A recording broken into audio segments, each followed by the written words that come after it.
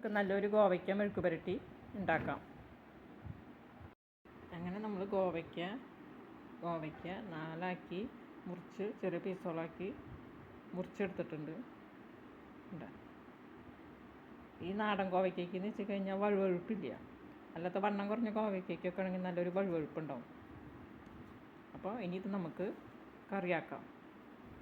നമുക്ക് മെഴുക്ക് പുരട്ടി വയ്ക്കാനായിട്ട് നമ്മളൊരു പാത്രത്തിലേക്ക് ചീനച്ചട്ടിയിലേക്ക് ഉള്ളിയും വെളുത്തുള്ളിയും അരിഞ്ഞിട്ടിട്ടുണ്ട്. ഇനി അതിലേക്ക് ആവശ്യത്തിന് വെളിച്ചെണ്ണ ഒഴിച്ച് കൊടുത്തിട്ടുണ്ട്. ഇനി ഉള്ളി മൂത്ത് വരുമ്പോൾ നമുക്ക് മുളകും പൊടി ചേർത്ത് ഇത് അതിലേക്ക് ഇട്ട് കൊടുക്കാം. ഉള്ളി മൂത്ത് വരട്ടെ.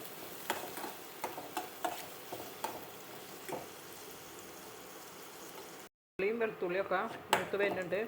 ഇനി നമുക്ക് ആവശ്യത്തിന് മുളകും പൊടി കുറച്ച് മുളകും പൊടി ചേർത്തിട്ടുണ്ട്. കുറച്ച് ഉപ്പും ചേർത്തിട്ടുണ്ട്. ആവശ്യത്തിന് തന്നെ ഉള്ളതാണ്. നമ്മളിത് 6 ഗോവയ്ക്ക, വലിയ ഗോവയ്ക്കാണ്, ഉണ്ടനാണ്, നീളമല്ല, നല്ല കുണ്ടൻ നാടൻ ഗോവയ്ക്കാണ്. അപ്പോൾ 6 ഗോവയ്ക്ക നമ്മൾ മുറിച്ച് വന്നപ്പോൾ ഇതിലൊരു പാത്രം നമുക്ക് കിട്ടി. മുളകും പൊടി മൂത്ത് വന്നിട്ടുണ്ട്. ഇനി നമ്മൾ ഇത് അതിലേക്ക് ഇട്ട് കൊടുക്കാം.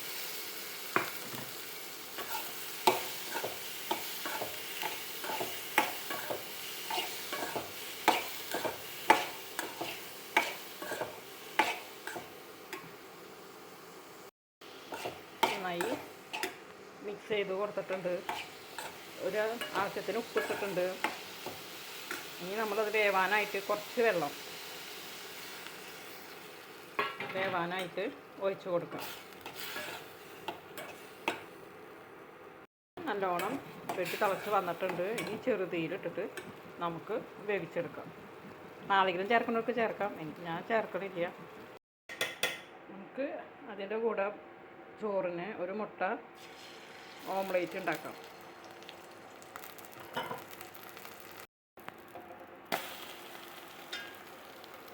ഓംലേറ്റും റെഡി ആയിട്ടുണ്ട്.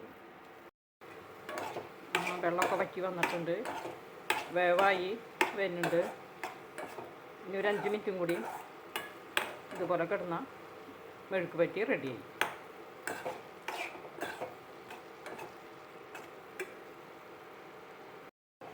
അങ്ങനെ നമ്മളുടെ ഗോവയ്ക്ക മെഴുക്ക് പുരട്ടി റെഡിയായി വന്നിട്ടുണ്ട്. വെന്ത് വന്നു. നാളികേരം ചേർക്കുമ്പോഴേക്ക് നാളികേരം ചേർക്കാട്ടെ. ഞാൻ നാളികേരം ചേർക്കണില്ല. ക്യാരറ്റ് ഇടണവർക്ക് ക്യാരറ്റ് ഇടാം. ഞാൻ ക്യാരറ്റ് ഇട്ട് വയ്ക്കാറുണ്ട്, നാളികേരം ചേർത്ത് വയ്ക്കാറുണ്ട്. മെഴുക്ക് പുരട്ടി റെഡിയായി. ഈ വീഡിയോ ഇഷ്ടപ്പെട്ടാൽ ലൈക്ക് ചെയ്യണേ, ഷെയർ ചെയ്യണേ, സബ്സ്ക്രൈബ് ചെയ്യണേ.